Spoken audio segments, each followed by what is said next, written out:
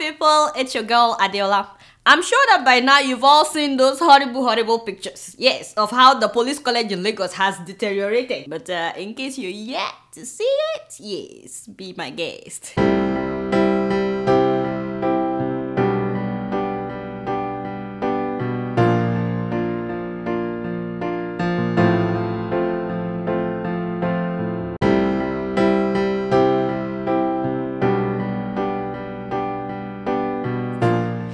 Yeah, that is the Nigerian Police Academy in Lagos. Yes. You guys want to see that one more time? No.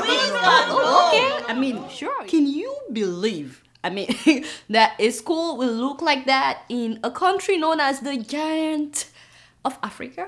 No wonder these policemen are collecting bribes on the road. Although that is not an excuse. Nigeria, what a shame. This is where you train your policemen. Thank God that Channels TV did this report. Because this is not the only government-owned institution in Nigeria that looks like this. Many government-owned secondary schools have no windows. So many of the buildings are not completed. Some students don't even have roof over their heads. I'm serious. And if you see a government secondary school that is painted, that is prestigious. Honestly, don't even worry yourself looking for a school that has carpet or rugs inside the classrooms. That is like asking too much. A government-owned secondary school, that is like asking too much. You're just troubling yourself. And what about tertiary institutions in Nigeria?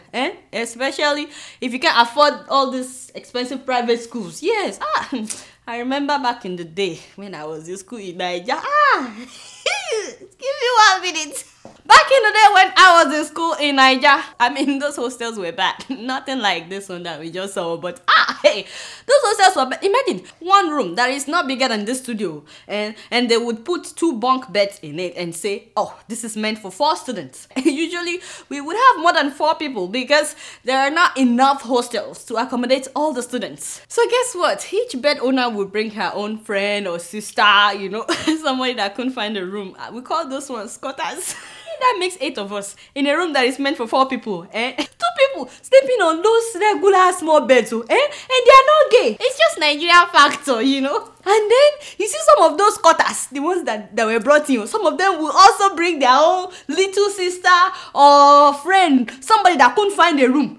So they will bring those people in. We call those ones floaters. So at night, those ones, they will put their own mattresses on the floor to sleep. So in the morning, they will pack it. Yes, that makes 10 people in a room meant for 4 people. So you have the actual room owners, you have the squatters, and you have the floaters. Yes. And of course, that's where we cook all our meals, You take out your stove, your cooker, when it's your time to cook, and after you're done cooking, you put it back in your cupboard. You don't take when man picking on the sofa. But once we put on our makeup and our lipstick, yes, and we go out on campus, you will never know. Oh, Sumbo! Oh, okay, I'll see you tomorrow. Alright, bye. Nah, lie. She's a floater. Once she gets to the hostel, she'll put her mattress on the floor. Now on the floor, she's asleep. And then after we graduate and we go for our NYSC, the youth service thing, oh my god, you will not believe what some orientation centers look like. In fact, you don't even want to go there. My point is, this is not the only institution that has dilapidated in Nigeria. There are so many ministries that you get there and the elevator has not worked in 10 years. What am I even talking about? The Ministry of Information. Yes, with this minister, Mr. Labaran Makuta, has been going about doing good governance tour, or what is it? Talking about how good the government has been. Yes, they came to America too. They came to New York to talk to us about how good this government has been. Yes, colleague, you have pictures from his office. Ladies and gentlemen, this is the Ministry of Information in Abuja, the federal capital. It looks good on the outside, yeah, but this is the reception desk on the 4th floor. You see all those wires? A lot of information right there, right? Yeah, that's the hallway. I'm sorry, that's the toilet, in case you were not expecting to see anything like that. Those are buckets of water, yes, because, the water is not constant. Oh my goodness! So they have to have those buckets to fill in water, just in case. Please do not write me an email telling me that I'm putting bad pictures of Nigeria on the internet. No. These pictures are already on the internet. I just picked them off. How can an old Ministry of Information look like this? And I'm sure it's not the only ministry that looks like this in Nigeria. I'm just trying to say that this school, the police college, is not the only institution that has deteriorated in Nigeria. We have a long way to go. Seriously, we need more stories like this. It's great journalism. Anyway, so when the video came out about the police college in Lagos, Mr. President was like shocked. You know, he was like, what? This is happening in my country? You know, so he went and visited the college and he was really disappointed. Yeah, he was disappointed. You should have seen him setting up committees immediately. Yes, you know, he's you know, he's very good when it comes to setting up committee. Yes, in case you are wondering, yes, the committee will be paid. But I can assure you that these particular committee members will not be paid too much money. Maybe just a few millions, yes, for them to look into why the school has completely deteriorated and what can be done. Oh, by the way, the president said something that bothers me, you know, during his visit to the police college. He said that this documentary was made by his enemies in order to shame his administration and make him look like he's not doing anything. I said, what? I was like, Lord, oh Lord, why? We have a long way to go. If the president would see a school that looks like this and think that this is conspiracy by his enemies, oh Lord, yeah, we have a long way to go. That reminds me, he was on CNN this week. Yes, he was on CNN this week. Yes, when I watched that interview, I felt sorry for Mr. President because it was cold. Yes, the weather was cold. You could just tell. The weather was cold. The weather was cold. I think Mr. President did really well because I was not disappointed. When Christian Amanpour asked him about electricity, he said that she should just ask a regular Nigerian on the road. I'm like, what? So he promised that by the end of this year that, you know, electricity would have been well taken care of. So I was thinking, but why did you budget millions of naira to buy fuel for generator? I think the guy did well, except that one time that he said that is not true. That is not correct. That is not correct. So I think he did really well considering the fact that he was cold. Yeah. Anyway, back to what we're talking about. Apparently every year hundreds of millions of naira are being allocated by the government to the police academy for them to upgrade their facilities. So where has the money been going to? And in 2009, the government gave them 700 million naira, 700 million for them to upgrade their facilities. What happened? And in 2010, they gave them 759 million naira. 759 million naira, my people. Eh? And in the last 4 years combined, they've given them more than 2 billion naira for them to upgrade their facilities. Evidently, somebody has been chopping all this money, you know? Maybe now that these things are surfacing on the internet, all these people that are chopping money in various ministries, yes, maybe they'll start thinking twice that someday their picture may also be on the internet. Yeah, if you are a daughter or a son of some minister and you know that your daddy is chopping some money, you better talk to him. Seriously, because you know his picture may also surface. Yeah, one day. And I thought that it's very ridiculous that the government would allocate 2 billion naira for the upgrade of the police schools in 8 different states. 2 billion for 8 schools in Lagos, in Kaduna, Borno, Enugu, Oyo, Rivers, Ondo, and Osun State. Imagine, they only gave them 2 billion to upgrade all their buildings. But this same government would allocate 16 billion naira, 16 billion for the completion of a 1 man's house. Quite interesting, right? You see where our priorities are? Me, I'm not making any statement. I'm just saying they gave 8 different schools, you know, 2 billion to upgrade their buildings and 16 billion for the vice president, yes, to complete his house. By the way, Kole, come here. When I'm talking, Kole, pay more attention. Somebody told me from Kenya, thank you, Jare, my Kenyan viewers, that this is not the right picture, that this is the home of some Kenyan politician. Look at you, you are playing on your job. You need to pay more attention. Yeah, so we're still looking for the 16 billion naira home, by the way. Until then, I'm just keeping it real. You won't believe what some women are doing in South Africa. Pregnant women, oh hey! They're drinking alcohol in large quantities. Some of those drinks even contains battery acid.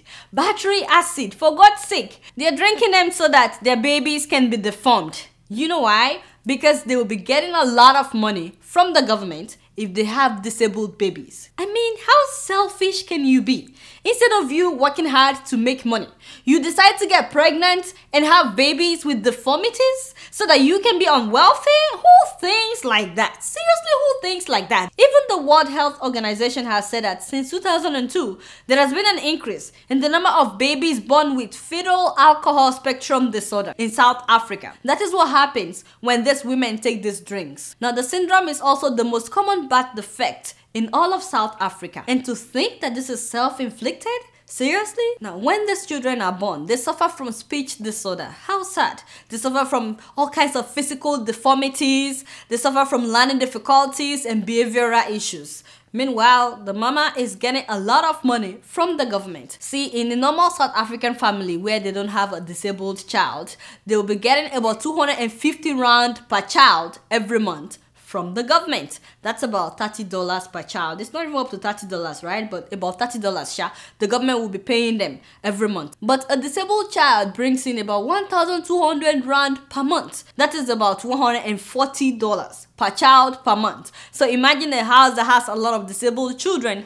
The parents will be getting a lot of money from the government. But how can people be so heartless to disable your unborn child just because of money? How do you even enjoy the money when you keep seeing this child every day and you know that you're the one responsible for his or her disability? I mean, some people are just heartless. And speaking of being heartless, how many people remember the 2010 bomb explosion on Independence Day in Nigeria that killed 12 people in Abuja? How many people remember that? Yeah, well, the man responsible, Henry Oka, was finally pronounced guilty this week at the South African court on the count of 13 terrorism charges. Remember that in 2007, this man was arrested in Angola and transferred to Nigeria for justice. But you know, the sad thing is when he got to Nigeria, he was never convicted. He was not convicted. You know that our justice system has like glitches just a little bit. Anyway, the man was later released in Nigeria, and so he went back to South Africa where he lives. After the 2010 bombing, which he masterminded, he was arrested in South Africa and this time tried in South Africa. Now, a lot of people think it's not fair that Henry Oka was tried and pronounced guilty. They said that he's not the only terrorist, which is true. And they also say that other terrorists responsible for church bombing and so on need to be arrested as well, not just him. Some people are even saying that, well, he has sponsors, he has people that sent him. Some people are saying that he's a freedom fighter. All these are true, but you know, I said to myself, all these people that are bringing up excuses in support of Henry Oka, if one of their family members was killed in that bomb explosion that day, you know they will change their stand. I mean, how does that justify killing 12 innocent souls? We're talking about somebody's husband, somebody's wife, somebody's child, and those behind other bombings in Nigeria. It's only a matter of time. I believe that even if the government doesn't fish them out, I know that someday God will fish them out. But you know, what do I know? I'm just keeping it real. Moving on to Zimbabwe, 5 people were killed last Monday when the house of a witch doctor exploded in broad daylight. The witch doctor and his wife were also killed in the explosion along with their 7-month-old baby. It's very sad. Nobody knows exactly what caused the explosion. Some people are saying that it was a bomb, but there was no fire. The house just exploded. And as you can see in these pictures, the pillows, the plastics, they're still intact. They were not burned, so there was no fire. Anyway, the police are yet to figure out exactly what went wrong. But my Zimbabwean friends are telling me, you know, that this explosion was caused by lightning. Yes. So the thing is, the witch doctor was attending to a customer at the time, and the customer also died, by the way. Him and the 2 people that came with him, they also died. So people are telling me, I don't know how true it is, so they're saying that this witch doctor was trying to send lightning to kill somebody, you know, on behalf of the customer. Yes, that he was trying to send lightning to kill somebody, some enemies of progress. I've heard that in Zimbabwe they send lightning back and forth that they call it Bluetooth. Apparently that is very common in Zimbabwe. Anyway, so they're saying that maybe this particular target, the person they sent the lightning to, they're saying that he must have more power, yeah, or some kind of protection that is more than that of the witch doctor. Yes, which caused the lightning to bounce back. You feel me? Like back to sender. You know how we pray. We say back to sender. But me, I don't know what to believe of because this is very mysterious. But you know, in the last 3 months, 38 people have been killed by lightning in Zimbabwe. 38 people. Add that to this 5 makes 43 people in the last 3 months in Zimbabwe. And those are just the ones that are reported, of course. I'm sure it will probably be more than that. And not just that, 86 people have drowned in the last 3 months in Zimbabwe. And a lot of Zimbabweans are really upset about this. They're saying that the government should build good roads so that people won't be washed away by erosion when they're traveling on bad roads. And a lot of them are complaining that once this rainy season is over, that the land will become too dry again. So they're saying the government really needs to build dams to collect water. I'm hoping though that this will be a priority for Mugabe right now because, you know, he has his eyes on the coming election. Now, Zimbabwe is not the only place where you have mysterious deaths. Last week in Nigeria, dozens of bodies were found floating on Ezo River in Anambra State. Dozens. Some are even saying as many as 50 bodies were counted. So mysterious. Nobody knows where these bodies came from because, you know, the river flows through Enugu before getting to Anambra. But the only thing that was sure is that these people have been killed before they were dumped in the water. Now, it was the people of Amansi village that went to the river to fetch water that discovered these dead bodies. Yeah, that is where they usually fetch their water to drink. By the way, that is another story for another day. Just imagine the kind of water women picking they drink. So these people went to get water from the river when they started noticing dead bodies, you know, floating on the water. Now, the sad thing is, after the government officials were alerted and after they gave their promise, you know, the usual, we are investigating, we are on top of the game, yeah, yada, yada, yada. So after they said all that, they went ahead and buried all the dead bodies the same day they were discovered. I was like, which kind of country is this? What about doing autopsy, you know, to find out the cause of death and to identify these people? Because report says that these people were dead before they were dumped in the water. So how would we find out what killed them or who they are if we just, you know, go and bury them like immediately? Kai, Niger. We have a long way to go in Niger. Anyway, if you have anybody in Enugu or Anambra or some distant cousin that you've not called in years, you better call them to know if they are okay. My people, stuff are happening, and it's not just the regular people, even rich people. The other day, the emir of Kano was attacked. Yes, they killed 4 guards and they injured his son, whom of course has been flown to London for treatment. Yes, if someone is about to give up in Nigeria, you still have time to fly them overseas. When would we have our own hospital so that we won't have to fly everybody abroad for treatment? But as I was saying, it's not just the regular people that are being attacked in Nigeria anymore. Have you noticed that even the rich people are no longer safe in Nigeria? Babangida recently made a statement. He said, the government needs to do something about security. I said, is Babangida afraid? He forgot that saying that when the poor people have nothing else to eat, they will face the rich. It looks to me like judgment is raining, you know, upon the rich and the politicians right now in Nigeria. I'm not mentioning any names, but you know, some of them, their mothers were kidnapped, their houses were on fire, a lot of them are receiving treatment abroad for God knows what kind of sickness it is. Yeah, some of them were gone for like months before they came back, and since they've been back, they are not giving speeches anymore. You know, I'm not mentioning names, but it looks like judgment is really raining upon politicians and rich people in Nigeria. Maybe now they will start paying attention to the cries and the pains of the masses. You know, I'm just keeping it real. So did you guys see the royal dance? I mean, the first dance by the first lady and the president. They were like this. Oh, they look so cute together. Oh my God. You know, some people think that it's only Americans that know how to dance like that. I beg, Kole, show them Mr. President and our royal first lady.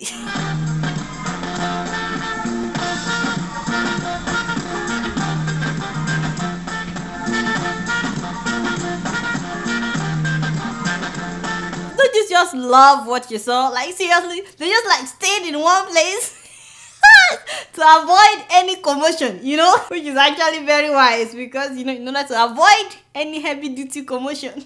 I think they really tried. You know, some people say that, the Nigerian first lady is overweight too. I keep telling these people, hey, your big mouth. I tell them the first lady is not overweight. She's just well-rounded.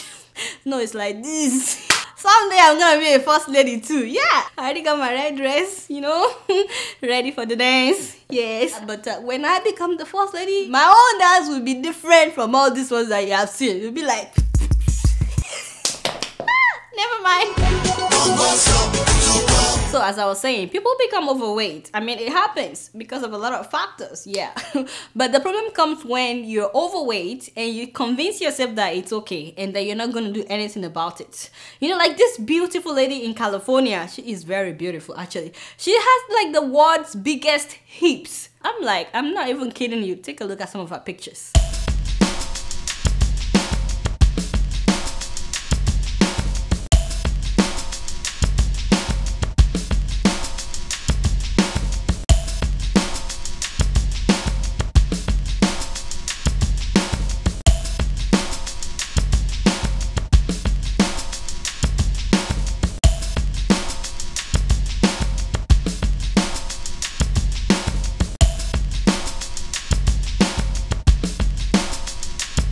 I'd rather be this size and happy with me, loving me, than to be skinny. But the funny thing is, she's okay with it. She keeps saying that her husband thinks she's hot. She has trouble walking, as you can see. She has to step on something before she can get in her car. Her children have to pick up stuff for her in the house, and yet she's okay with that.